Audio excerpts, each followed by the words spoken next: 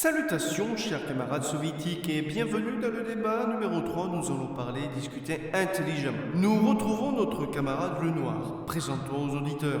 Salut, c'est le Noir. C'est court. Mais alors, Enfin, aujourd'hui, nous allons parler d'un sujet sensible. l'Ukraine? Non, nous allons parler de l'église. Ça y est, je peux enlever le bandeau? Ouais, tu peux l'enlever. Mais on est dans une église! C'est vrai, mais au moins ici il fait plus frais. Et c'est un argument valable. Le studio auquel on fait la radio avait un ventilo, mais il a rendu l'âme. Amen. J'ignorais que tu étais croyant. Oh ben, je l'ignorais. Pour bien commencer, le premier sujet, les chrétiens. Oh là là, merveilleux lapsus. Bref, comme vous le savez certainement, les chrétiens ont une fin digne de leur livre que j'ai nommé la Bible. Un peu de contexte. Nous sommes en 1952, soit un an avant la mort de notre petit père des peuples. Une loi dans toutes les nations mise au sein de l'URSS à cette même année déclare que toute nation qui rejoindra l'Union soviétique se devra être athée, que la religion ne puisse en aucun cas influencer sur le mode de vie des prolétaires, et que même si elle autorise le culte des religieux, quel qu'il soit, se devra de renoncer à leur doctrine. Toute nation sera en définitive athée. Et je suppose qu'ils l'ont très mal pris. Il faut se remettre dans le contexte. Près du quart des Français étaient croyants. Alors certes, ils avaient beau prier que Dieu vienne en aide, eh bien ce n'est pas Dieu qui est venu, mais Staline. Et Staline leur a fait comprendre qu'une loi, c'est une loi. Mais revenons à notre temps actuel. Pourquoi l'Église revient-elle au goût du jour? Peut-être qu'il y a de plus en plus dans les goulags. Oui, mais bizarrement, même ceux et celles qui y sont retrouvent la lumière dans le communisme. Bref, voilà la question. Doit-on autoriser les chrétiens à renouer avec leur religion? Je dois vraiment y répondre. Mais oui, ne t'inquiète pas, nous sommes dans une liberté totale d'expression. Ben, je suis pas expert dans la question. Mais si, t'es gothique, t'es satanique. C'est quoi ce raccourci de merde? Déjà, faut savoir que même si je suis gothique, je ne crois pas en l'enfer et le paradis. Je sais que certains croyants aiment faire ce raccourci car ça les réconforte dans leur conviction afin de sauver les pauvres âmes dépravées que nous sommes.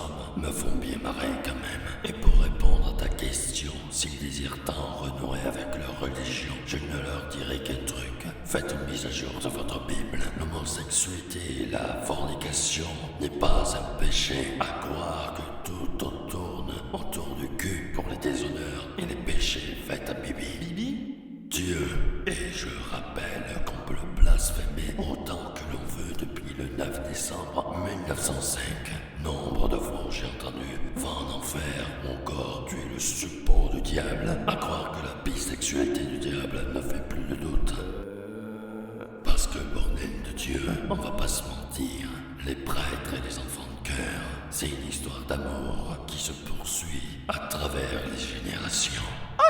Alors, comment dire que pour moi je suis assez tranché sur la question. Comme la religion, quelle que soit sa nature et par extension le culte qu'il soit monothéiste ou polythéiste, elle se doit de ne pas exister au sein de l'Union soviétique. Je n'ai pas envie de voir nos pays s'entre-déchirer pour des religions. Je suis bien d'accord. Et puis, malgré le fait que nous sommes athées, nous sommes aussi laïcs. Le respect envers la croyance d'une autre personne est fondamental. Manquerait plus qu'on twerk devant la croix de Jésus. Quoi? Qu'on twerk, en gros, position semi-assise et bouger son fessier d'avant et arrière de manière érotique. Mais qui oserait faire ça? En tout cas, pas un de nos valeureux camarades soviétiques, quand même. À mon avis, ça a dû exister, mais je doute sincèrement si c'est la meilleure chose à faire. Franchement, non. Même moi qui suis athée, twerker dans une église. Pour revenir aux chrétiens, certains disaient qu'ils ne pouvaient plus croire à quelque chose. Je leur dis simplement... Pour ce qui est de la liberté de culte, tout citoyen soviétique a le droit de vénérer qui il veut, que ce soit Lénine ou Staline. Staline et la croyance, une histoire soviétique. Une autre question venant d'un croyant catholique dans le Goulag 42. Qu'avez-vous fait des biens de l'église? Pensez-vous nous les rendre un jour? Eh bien, Mon vieux, t'es courageux, toi. Moi, je dis qu'il faut les mettre dans un musée. Dans un musée pour certaines pièces, d'autres je verrai plutôt dans une galerie d'art pour les peintures. Les biens de l'église, quels qu'ils soient, sont confisqués de manière permanente. Enfin, nous vous laissons naturellement les crucifixes. Comme vous le savez certainement, les goulags sont saturés à cause notamment de plusieurs personnes, les prostituées, les proxénètes, croyants, anticommunistes, etc., etc. J'ai ici un rapport datant d'il y a un mois que les 3 villes majeures ayant un taux de prisonniers supérieur à leur taux théorique sont La Roche-sur-Yon avec 320% en première position, puis vient Nîmes avec 318% et enfin Toulouse. Toulouse Vu toutes celles qu'on a foutues pour proxénétisme. Toulouse avec 295%. Vous me direz que ces chiffres sont Irréalisables, imaginaires, fictifs. mais comme je l'ai dit, ayant un taux de prisonniers supérieur à leur taux théorique, donc c'est normal qu'on se retrouve avec des chiffres qui dépassent les 100%. Un exemple pour ceux et celles qui ne comprennent pas, une prison pour 100 places est égale à 100% et qu'une place vaut une pièce par détenu. Ce qui équivaut à presque 3 prisonniers dans chaque cellule. La question est la suivante, doit-on remettre en fonction la guillotine? Je croyais qu'elle avait été interdite. Eh bien non, la dernière fois que nous l'avons utilisée, c'était en 1980, pour un traître français soviétique que je tairai le nom. Depuis, elle ne fut plus utilisée. Mais aucune loi n'a interdit son utilisation depuis lors. Des têtes vont tomber. Pour répondre à ta question, pourquoi et en fonction de qui? Parce que si on remet en fonction, il faudra catégoriser les prisonniers en fonction de leurs crimes passés. Mais moi je pense que ça ne réglera que les symptômes et non la cause. Donc non, je ne pense pas que ce soit utile de l'utiliser. Vois-tu, si ça permet de dire aux prisonniers les plus dangereux de ne plus recommencer, Définitivement. eh bien, pourquoi pas? Mais il y a une chose que je ne tolérerai pas si on la redémarre. Ne la foutez pas sur une place publique. Ça évitera la soif de sang. Je vais te dire une chose. Il est inutile de mettre la guillotine au goulag numéro 141. Pourquoi? Simple, la plupart des personnes s'y trouvant sont des adultes qui adorent les enfants de manière malsaine. Leur espérance de vie est de 24 heures. Tu y étais pas allé?